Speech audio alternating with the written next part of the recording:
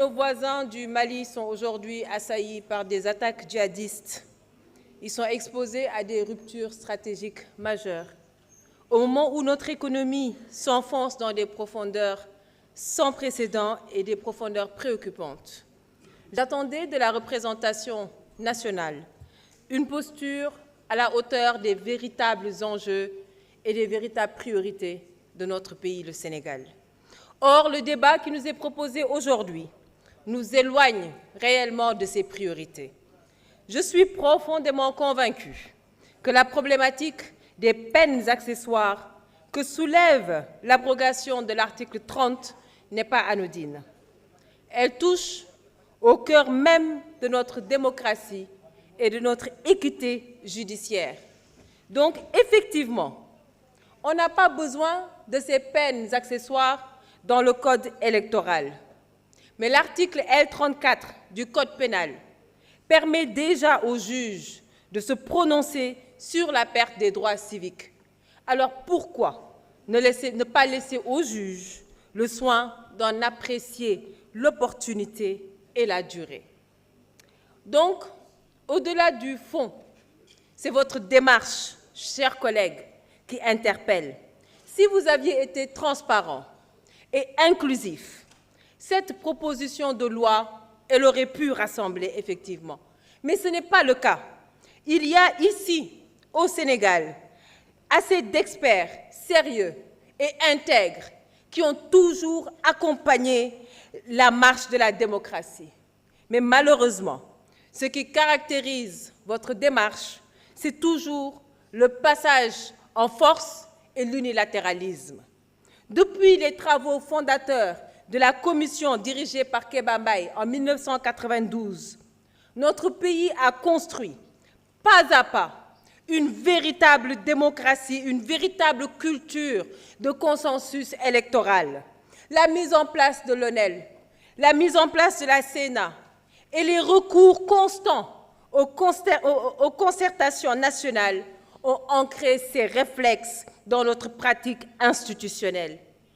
Ainsi, toutes les évolutions qui ont eu lieu autour du Code électoral sénégalais ont toujours été le fruit d'une tradition de responsabilité collective, de responsabilité partagée. Alors, chers collègues, la démocratie, au-delà de la loi de la majorité, est surtout une affaire d'élégance institutionnelle. C'est une affaire de gentleman, c'est une affaire de gentlewoman. Pourquoi et comment vous justifiez cette précipitation? Pourquoi faire recours à une procédure d'urgence? Mes chers collègues, vous êtes incohérents, vous êtes suspects, vous êtes louches, mais surtout vous devenez dangereux pour la République. Ce n'est pas aujourd'hui ce que les Sénégalais attendent de vous. Et pire, vous ne vous assumez même pas. Vous nous dites, assumez enfin votre rôle de tailleur de la République. Car tout le monde le sait, au-delà des arguties de circonstance, que votre leader a été condamné à une peine de 6 mois avec sursis, confirmée jusqu'au rabat d'arrêt devant la Cour suprême. Ayez au moins le courage de dire les choses et de les assumer. Cette loi, à portée personnelle, elle est taillée sur mesure. Ousmane Sonko képp la jot. Alors, essayez au moins de dire la vérité aux Sénégalais.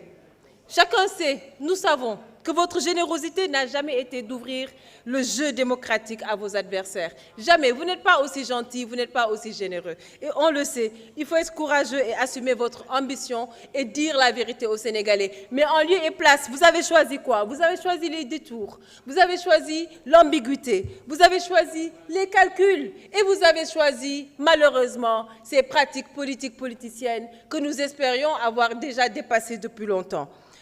Ce qui est par contre inadmissible et inacceptable, c'est la rétroactivité que vous proposez dans votre proposition de loi. Jamais.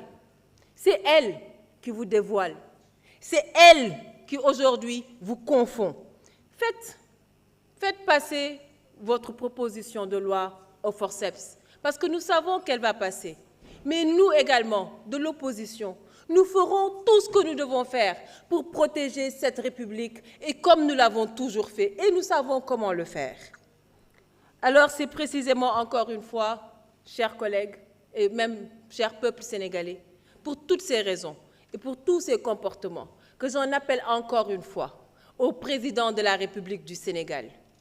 Il est grand temps, dès que les conditions seront réunies, Monsieur le Président de la République, de dissoudre cette 15e législature de l'Assemblée nationale sénégalaise. Il est temps que le Président de la République prenne ses responsabilités, parce que le Sénégal, notre Sénégal, a besoin d'une Assemblée,